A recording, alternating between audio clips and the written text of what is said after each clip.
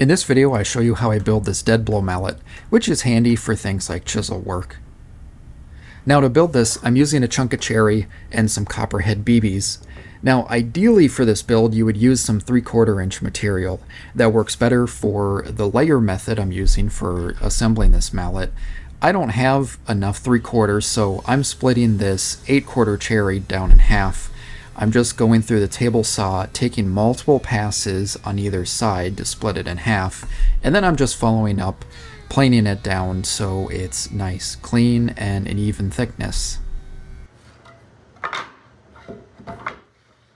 Now to get started with the build, I'm cutting two pieces at 3¼ by 6¼ inches. I should say the 1/4 inch is extra so I can trim it down later. Now something I'm dealing with here is the board keeps binding up. This is something you just gotta watch out for anytime you're using a table saw.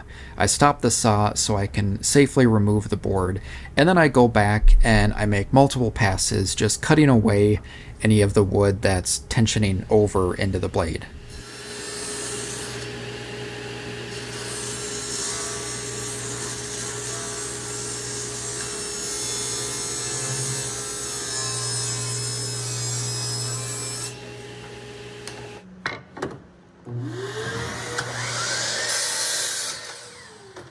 These two pieces will be the top and bottom layer of the mallet head. The middle layer here will hold the BBs and the handle. Now, for that middle layer, I'm making mine out of 3 equal rows. You don't have to do this, but I thought this would make it easier.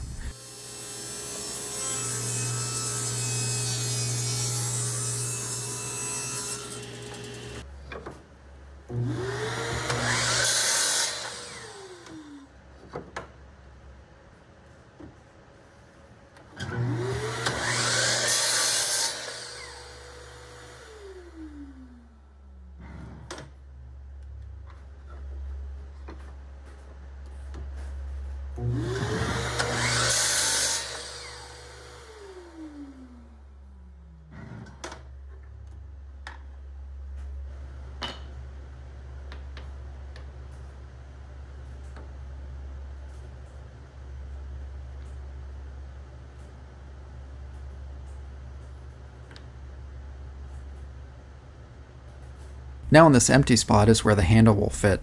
For the handle, I'm cutting this out at 2 by 12 inches.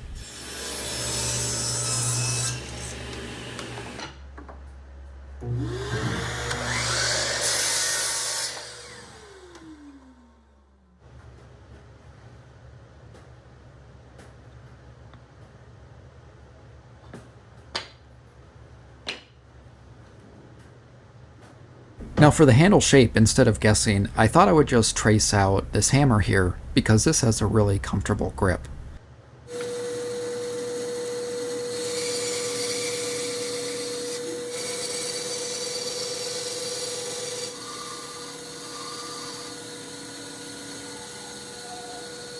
For assembly, I'm starting with one of the mallet faces and gluing on pieces of the middle layer.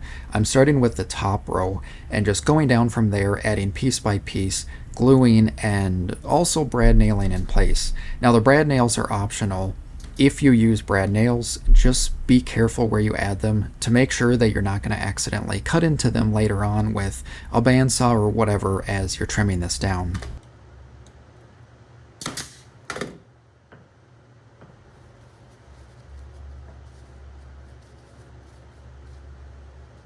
I let the glue dry before filling with BBs and adding the extra face to the mallet head.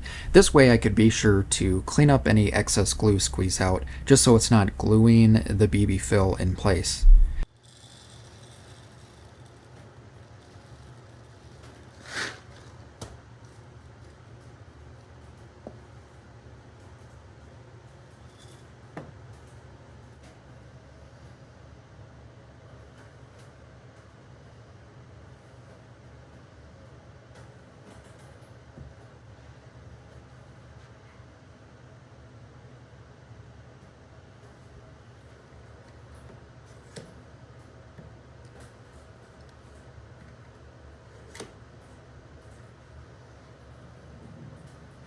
Now once again, after waiting for the glue to dry, I can now clean up the mallet, trim off all the edges and all that, and make it look really nice.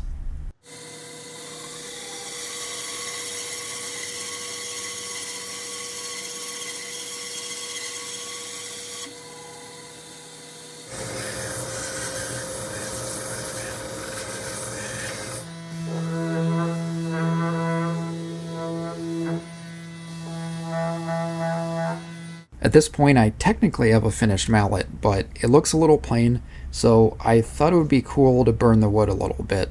And of course, you don't have to do this, especially if you're not comfortable with a torch.